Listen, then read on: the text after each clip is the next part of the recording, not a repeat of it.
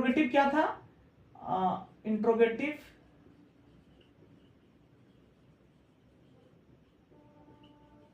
Adjective था, है ना? इंट्रोगेटिव एडजेक्टिव था। क्या इंट्रोगेटिव एडजेक्टिव था? तो सबसे पहले फिर वही स्ट्रक्चर को लिख लेते हैं, ठीक है।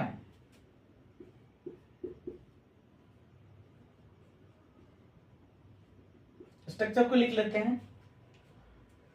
तो इसमें हम लोग क्या प्रयोग कर रहे हैं? स्ट्रक्चर में सबसे पहले प्रयोग कर रहे हैं व्हाट काइंड ऑफ, है ना?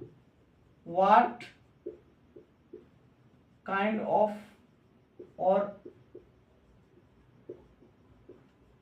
Type of, what kind of और टाइप ऑफ, है ना?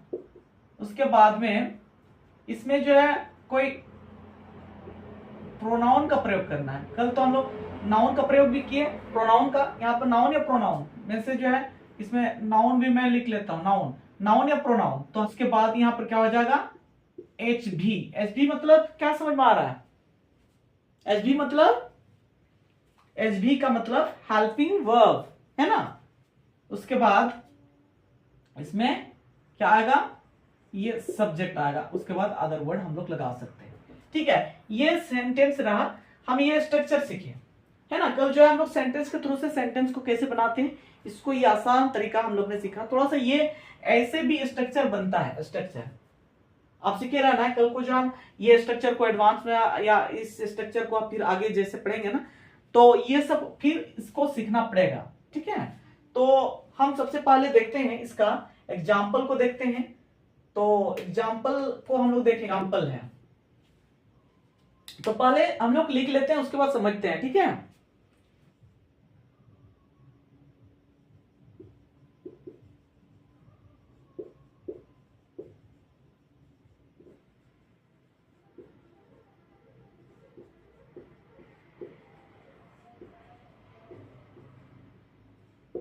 ठीक है, तो ये क्या है सेंटेंस?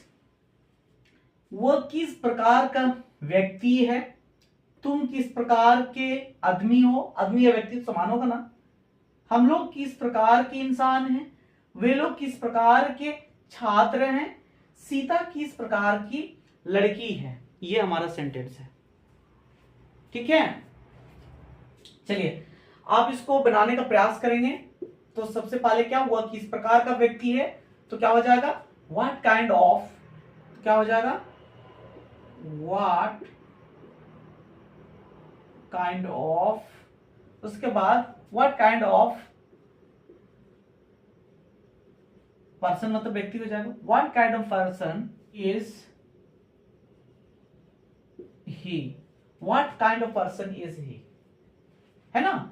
ये हेल्पिंग वर्ब पर्सन लग गया, उसमें हेल्पिंग वर्ब, उसका सब्जेक्ट लग जाएगा, ठीक है। उस प्रकार तुम किस प्रकार के आदमी हो, ठीक है। तुम किस प्रकार के आदमी हो, तो क्या हो जाएगा? What kind of man, what kind of man are you, what kind of man are you. हम लोग किस प्रकार के इंसान है ना, इंसान। तो क्या हो जाएगा? What kind of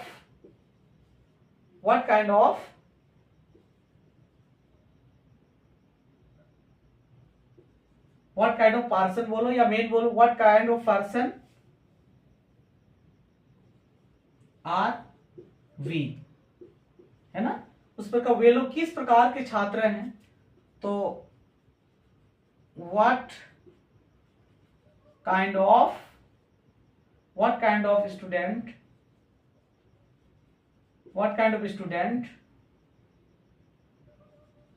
are they, what kind of student are they. उस प्रकार ये लास्ट क्या हो जाएगा? ये भी हो जाएगा। What kind of girl is she, what kind of girl is she, है ना। तो बड़ी आसान है। आप इसमें जो है, इसमें क्या कर रहे हैं, इसमें बनाने का यही तरीका है। मैं इधर में बता देता हूं तरीका को, जो है किस प्रकार का, इसमें भी हो जाएगा किस प्रकार का, यहां पर जो है इधर में लिखना किस प्रकार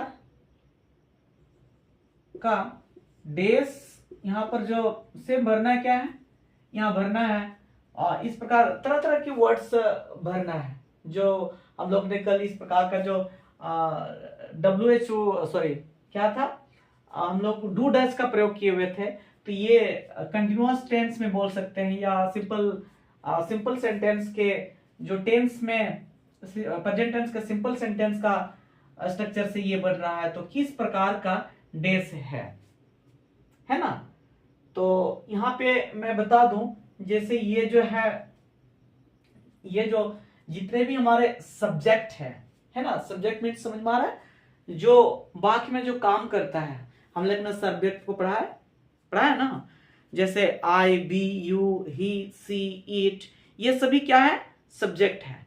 तो सब्जेक्ट का यूजेज में हम लोग ने सबसे पहले पढ़ा था, याद है ना। तो उसी के आधार पर ये लग रहा है। तो ये जैसे आई के साथ में हम लोग क्या प्रयोग करते हैं, आई के साथ में ये जो कौन कौन है, इज, एम और आर का जो हम लोग प्रयोग कर रहे थे। तो आई के साथ क्या प्रयोग करेंगे, आई के साथ में एम, है ना, और यू के साथ में क्या हो जाएगा, आर। आई के साथ में एम, आई के साथ एम, यू के साथ में आर, है ना। फिर ये दे के साथ में क्या करते थे, आर होता है ना। और जितने भी थर्ड पर्सन है, फिर वी जो है, वी के साथ में आर का प्रयोग करता है। थर्ड पर्सन में कौन कौन आता है ना, ही आता है, ही, सी, फिर इट, और किसी का नेम, जैसे कि आप राम को बोलो, ये सभी के साथ में क्या प्रयोग करते हैं, इज, है ना, है कि नहीं। तो मैं इसको अगर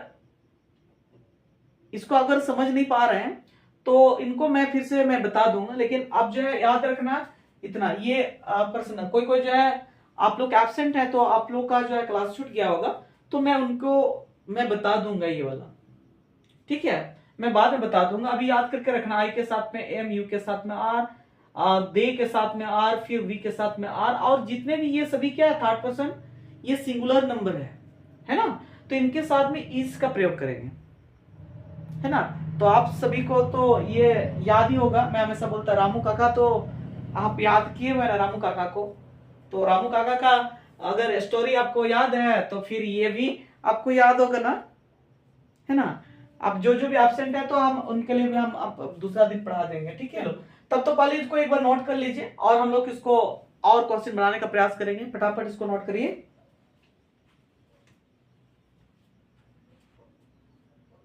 इसको मिटा दे रहा हूं, ठीक है।